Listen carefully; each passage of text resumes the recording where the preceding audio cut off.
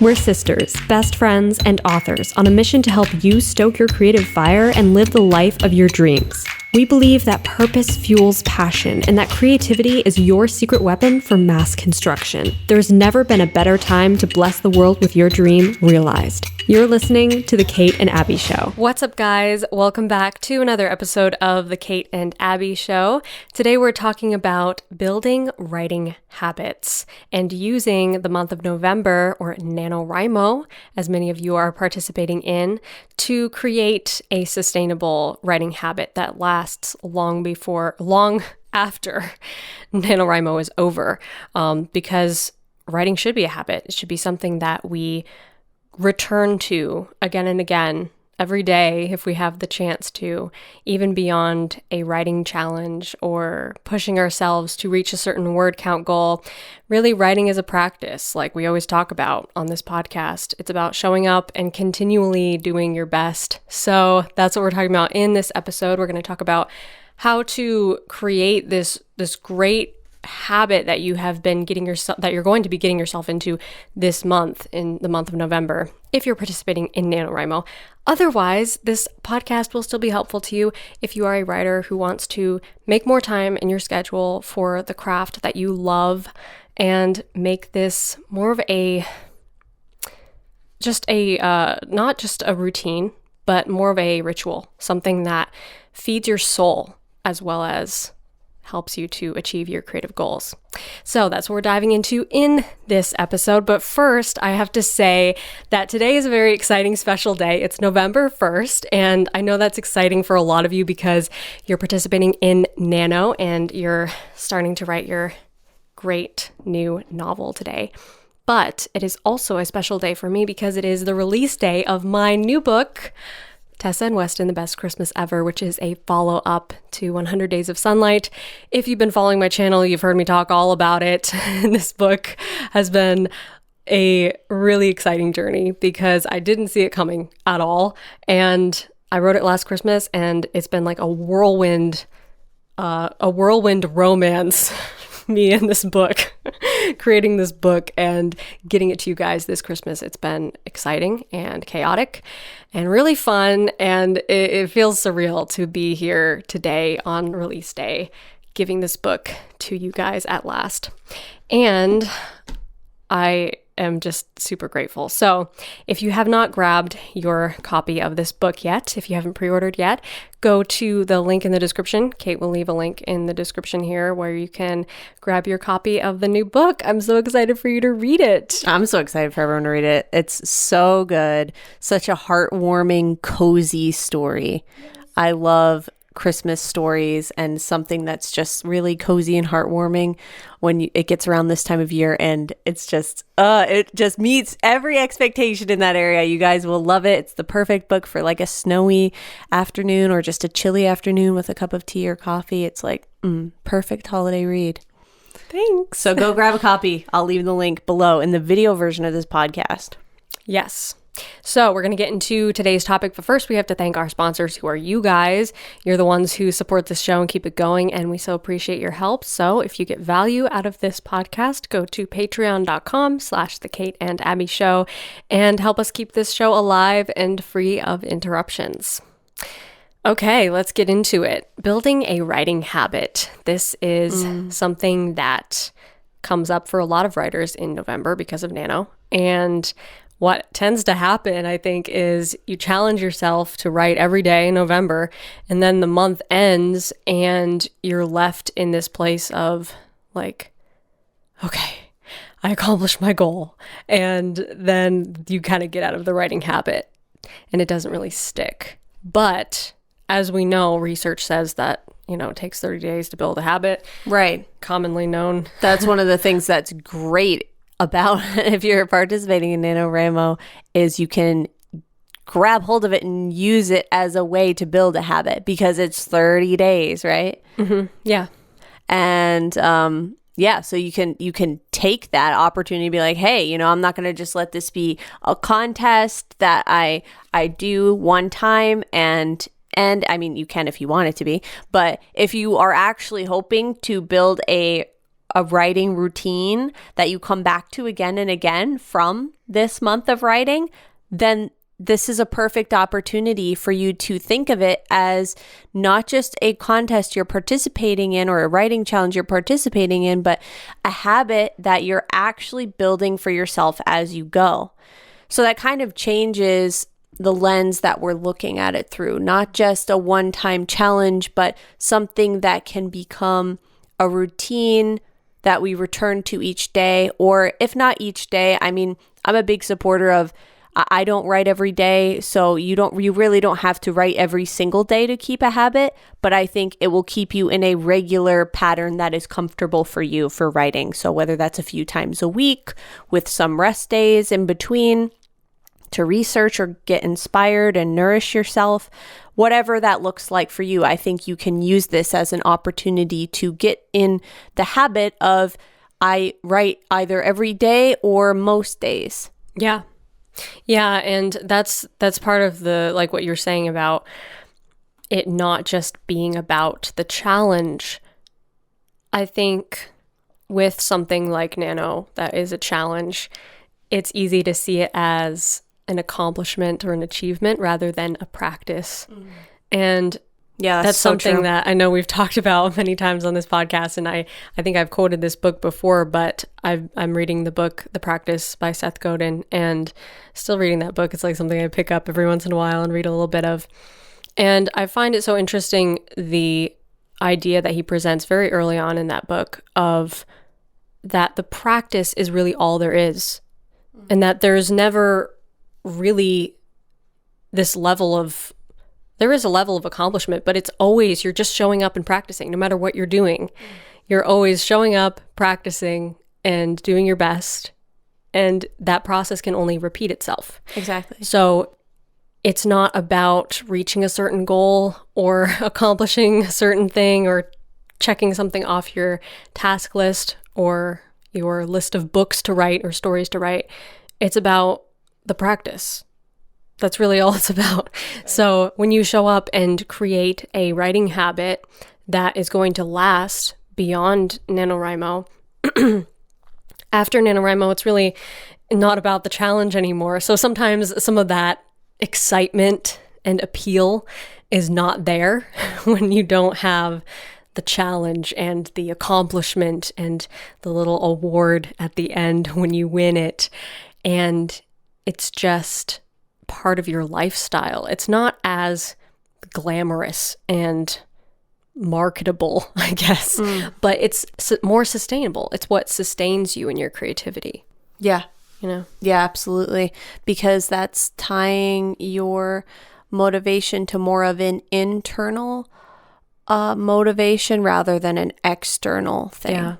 Like I was listening to actually Venerable Nick, the monk.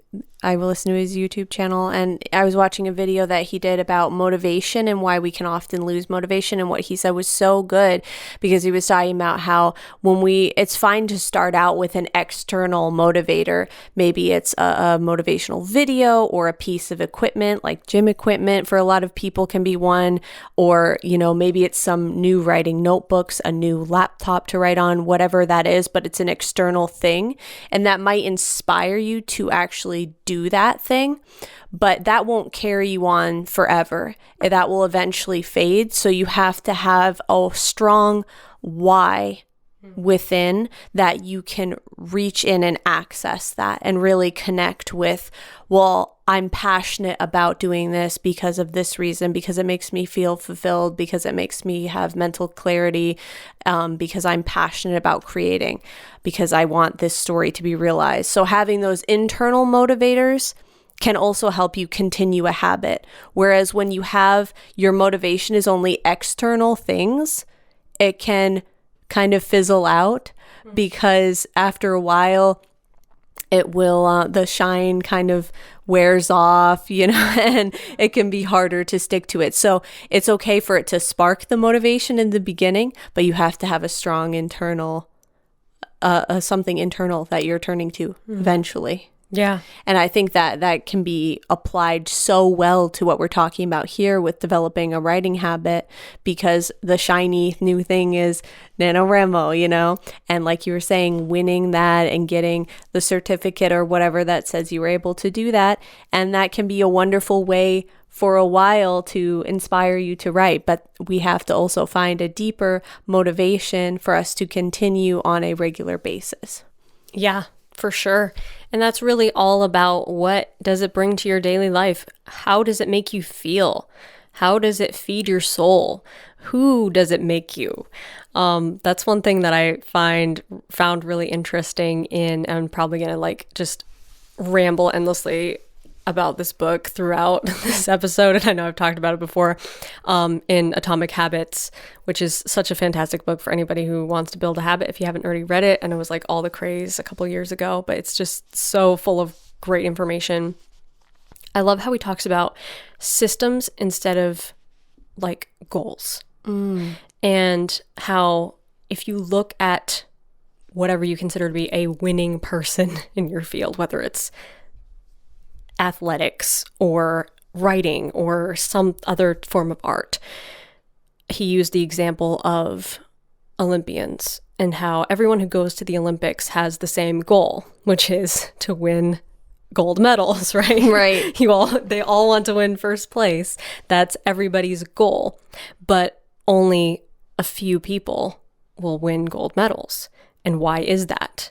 The difference, it can't be then, well, they didn't have the goal to win, because they all have the goal to win. So somebody's system is better than another athlete's system, essentially. And of course, other variables come into it. But for that example, he was saying that it's not enough to have a goal. And it's not enough to have motivation. It's not enough even to have the physical and mental capabilities to get yourself in a place where you can compete to win for something.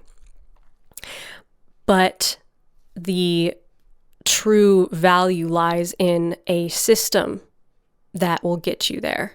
And what is the winning system, rather than just having the right goal, you know? And this can be applied through NaNoWriMo as well as beyond. How are your systems going to serve you, rather than just fixating on the goal? Right, exactly. I think that's also so important for a long-term writing habit, because sometimes it's not about the goal, or sometimes the goal is so far off, if it's a huge writing project, or if it's something that you're going to have to rewrite after, or a series finish. Or something like that. Yeah. Then it's well, where's my sense of accomplishment? Yeah. At the end of this road, what if that's 10 years from now? Right. You have to feel a sense of accomplishment as you live your everyday life, as you continue to practice and show up and do your best. So I think that sense of fulfillment and achievement, at least in my own experience, comes from having a system that works for me, and that I can show up and use my unique system and feel like I did my best. And I'm proud of what I did. I'm proud of the progress I've made, and I'm excited to make more progress. And really, that's all that you can. That's the only place you can exist in, is the present moment, where you're proud of what you've done, you're excited for what happens next, but you can't be in the past or in the future at the end of your goal. Right, exactly. Yeah, that's so true. And I think also, I was thinking about, as you were talking about the atomic habit thing, and we've both read this book, The Happiness Advantage by Sean Aker. And he talks about, in a portion of that book, to build a habit, you have to make it the path of least resistance. Yeah. And I think that's a very important thing, which of course we don't want to accustom ourselves to always taking the path of least resistance. Of course, it's good to put effort into things and take the more difficult road on many things in life. But when you're trying to build a habit out of something, it's good to set yourself up for success in making that habit the easiest thing to accomplish. So eliminating those extra hurdles, eliminating those extra steps in order to get to that habit or to make that happen, to make that habit the easiest possible scenario for your day. So I think that can be applied to here when you are writing in NaNoWriMo. It's kind of, easy and you have all this motivation. But then when NaNoWriMo's over, you can set yourself up for success by making writing the easiest possible scenario, whether it's setting up a very accessible writing space that's very inviting and clean and minimal, and whenever, or it doesn't have to be minimal, it can be whatever inspires you, a space that you can't wait to sit down and write in that space. Making it easily accessible to you, making sure you have your area prepped or your notes prepped or your outline ready if you're someone who enjoys outlining. Having those things done ahead of time and waiting for you so that it's harder to not write than it is to sit down and write that next chapter. Yeah, exactly. That's such a good point, and something, a part of our brains that we really can't fight, even with like pain versus pain, like I talk about with stories. You know, you can do that with your own, you do that all the time with your own life, is constantly judging things by how much pain is it going to cause me. And you can do that with writing too. If you redefine the definition of pain in your mind and think, well, not showing up to write today is actually going to be more painful than showing up to write because I'm going to get farther away from my goal. And that can be something that spurs you into action and making good progress. Right. And another thing too is accountability falls into that category. Yeah. So if you have some writing buddies, a lot of you guys have writing buddies during NaNoWriMo or groups that you write with, reach out to some of those people that you've enjoyed perhaps writing with over the span of NaNoWriMo and say, hey, I'm going to continue making this a habit of writing every day or writing 3 days a week, whatever works for you. Do you want to be accountability partners, or would you like to continue a post-Nano writing habit group and still be there for each other, still talk about how your writing went that day? So that way it's that extra accountability in the back of your mind of knowing that you're not alone. I think that's a huge attraction of NaNoWriMo is writers, especially people who are perhaps starting out on a novel for the first time. I think it can be quite comforting and reinforcing to know that other people are doing it with you and you're not doing it alone, and you have accountability and you have people you can talk to, and you're kind of all doing it as a group. So I think you can continue that with this, you know, with your writing buddies or your writing partners or critique groups as you go into building a writing habit afterwards. Yeah, I love that idea. That's a great idea. That's definitely helpful to have an accountability partner, even if it's just one person who can hold you accountable, remind you of your goals, and like, I mean, we do that a lot too. Yeah. Like, hey, I'm going to be writing this afternoon. Do you want to write? Oh yeah. And then it's like easier. Yeah. It's easier to write when it's like, oh, well, I know Abbie's writing, so I'm going to write this afternoon too. Yeah. And it's just like this extra, like, it just pushes you over the edge, you know, when you're on the fence. Oh, should I write or should I do something else? It's like, oh, you know, that person's writing. My writing partner's writing. I might as well write. Yeah. Very true. So it's that extra motivation. Yeah, exactly. Yeah, I think another thing that is really has helped me a lot is another tip that I learned from the Atomic Habits book, actually, about finding more of, I hate to say like your identity, because it's not really finding your identity in your habits, but using the identity that you want, the person you want to be, to create stronger habits, and seeing it as something that already is you.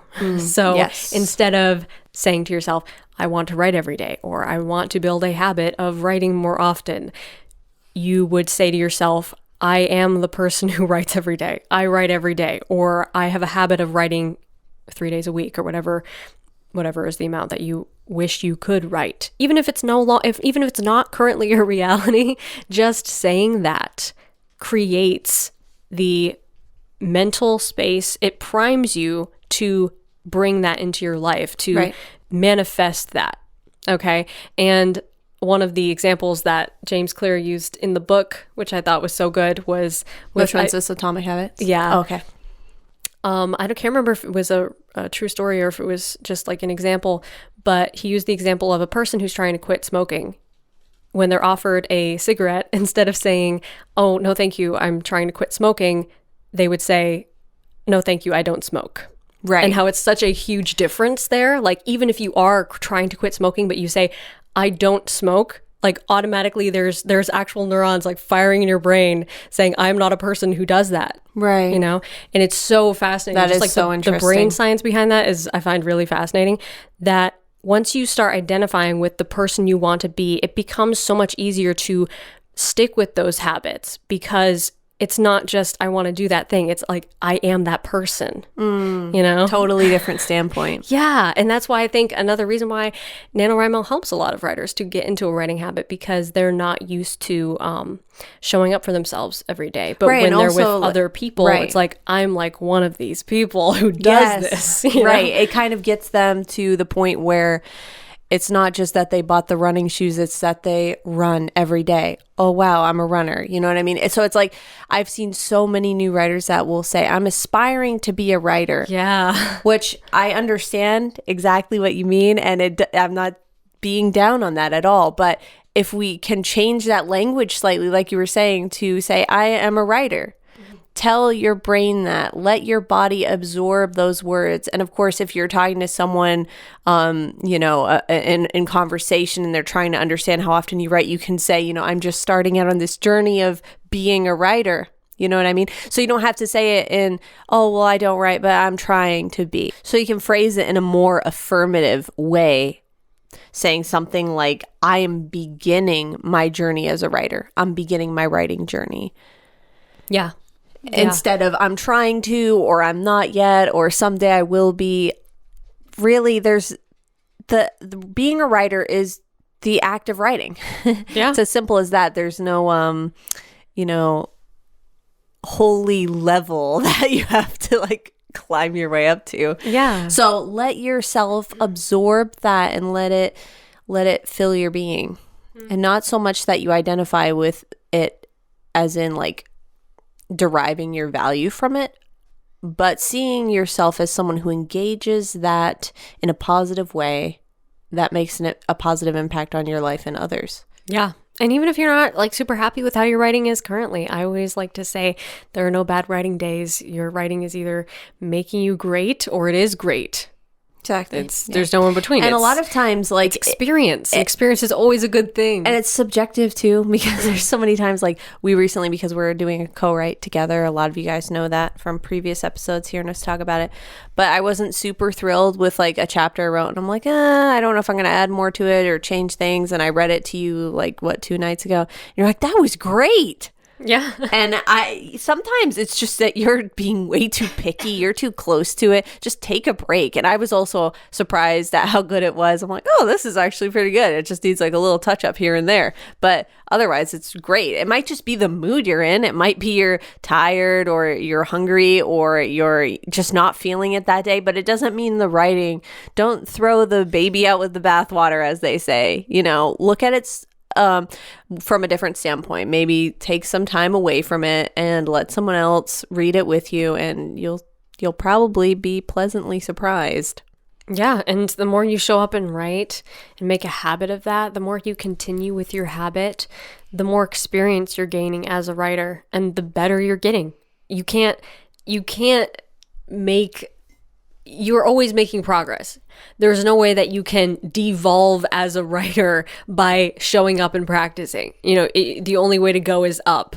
Yes. The only thing that you are gaining by showing up every day or as often as you can is you're gaining experience and you're gaining practice. And those two things will make you a better writer. Guaranteed. Right. Even if you never read any books about how to write and you just showed up and practiced over and over and over again, you will eventually get better and better and better. Right. Because there's no experience like experience. Yeah. And there's no storytelling teacher like actual stories that you read and watch and love. So if you continue to consume good stories that you love and analyze them and figure out what is this about this story that I love so much, and you continue to show up and create your own stories and continue to create this beautiful habit of showing up and doing what you love. Emphasis on what you love, because this is supposed to be fun. This is supposed to be something that you're not just grinding. Oh, I really, really want to be good at this. I need to be excellent. I need to be one of the great writers. No, actually, you don't need to be. Yeah, exactly. What you need to be is happy. So are you happy? And if you're not happy doing this, maybe it's time for a little break and to reassess what really would be the path of happiness for you.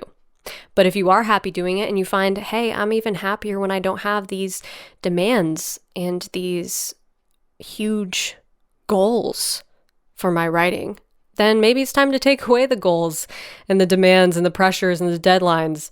And it's time to just show up and write for fun. Right. Write the most fun, self-indulgent, enjoyable thing that you can think of. Yeah.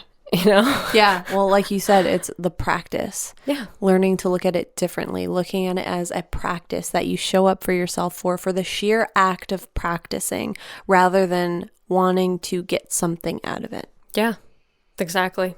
And that's what you'll find sustains your writing habit, is finding sustenance and fulfillment in the practice and showing up and doing your best for that day, even if it's not a good writing day by your own definition of the phrase, even if it's a bad writing day. Well, you gained experience. Yeah, and maybe you wrote one good line, and maybe that one good line was worth it. I have writing days where I'm like, everything I wrote today was kind of needs to be redone, except that one sentence was really banger. I love that sentence. And it was worth it to show up today just to write that sentence. Yeah, exactly. And like you were saying, like some of our own phrases and standards don't really help us out that much. Why do we have to categorize that as a good or bad writing day? Right. You know what I mean? Yeah. It was just a day. It was just a day.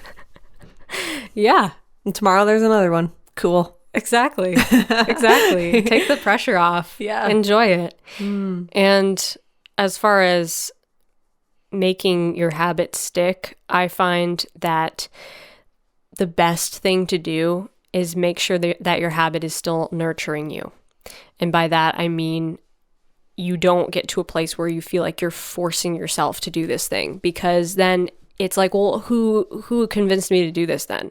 Because when we start the new year, for instance, we usually come up with a bunch of new habits that we want to adopt and incorporate into our daily routines. And we end up a couple weeks later doing maybe one of them, maybe two of them. If it's like a good year, then maybe we stick with one or two of them long term. But I think oftentimes we latch onto these habits and ideas for ways to improve our lives, not because we actually get personal fulfillment out of them, but because it seems like a glamorous, shiny, good thing to do, and you've seen other people do it and think, oh, they seem like they're happier because of it, or they seem like they're so much more accomplished or more productive because of it. It doesn't necessarily mean that it suits your life in the season that you're in right now. So I think depending on your own experience, your own life, and the season that you are currently in, ask yourself, what is this habit? How is this habit actually serving me? Especially just me, not necessarily the people that you look up to or follow on social media. Because ultimately it has to be nurturing you, improving your life, improving your experience. Right. Yeah. Your journey doesn't have to look like someone else's, and you're never going to know exactly what that person is going through or what part of their journey they're personally in, because regardless of what people are sharing online, that's just what they're putting online. You can't know what they're going through in their minds and bodies. So you have to really, the only one you can know is your own. So you have to judge it by that, not off of things you see online or what is making perhaps someone else feel fulfilled. You have to let your own spirit be the guide there. Yeah, 100%. So I think we covered a lot of good tips and techniques for building a habit that sticks. Yeah, for sure. To recap, if I can remember the points that we talked about. So many good things. Making your habit be something that nurtures you, something that is specifically helping you to create a better life, a more nurtured, fulfilled life, and just checking in with yourself and making sure that this is still something that you're committing to because you need it, not necessarily because it looks glamorous or it's fun to post about on social media. It has to be helping you when you are all alone and you need something to nurture you and sustain you, make you feel fulfilled and connected to your life source, whatever that means to you. Another thing is already seeing yourself as the person who does this thing and takes it seriously. See yourself as the person who writes every day. Even if you have to say that when it's not true, it's okay, because someday it will be true if you continue to show up for yourself. And of course, building systems instead of goals, focusing on how do I make my system the best it can possibly be, not necessarily having this lofty, huge goal that you have to achieve with your writing. Think of it more as a practice and not as a thing to accomplish or check off the task list. And I think if you put all those things into effect, you will be much happier with your habits and have better success with them. So hopefully you guys got some good value out of this episode. If you did, hit the like button. If you're on YouTube, comment, tell us what you thought. We love to hear from you guys. If you're on another podcast platform, give us a nice rating. We always appreciate that. And remember to go check out my book. If you haven't bought your copy yet, go check it out. Go grab one. The paperbacks are really pretty, and so are the hardcovers. The hardcovers are especially pretty. Yeah, the hardcovers are gorgeous. I love the interior actual like book casing on the hardcovers is like a really pretty green color with the dust jacket. If you didn't see me unboxing the hardcovers, check out my latest vlog on my YouTube channel and my launch party, which is happening at some point today.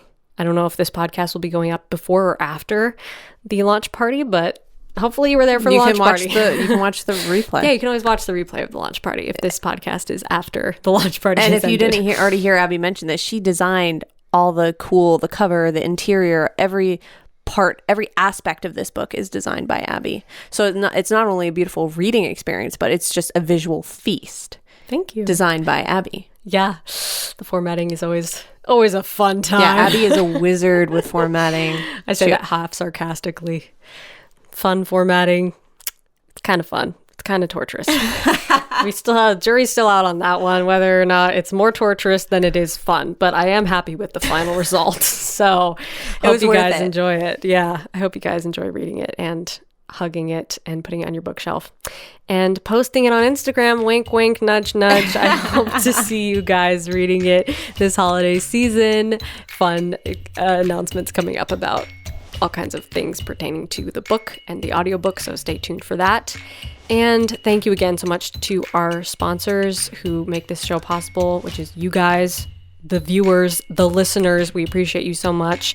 If you get value out of this podcast, go to patreon.com/the Kate and Abbie Show and help us keep it alive and free of interruptions. Until next week, stay stoked and rock on.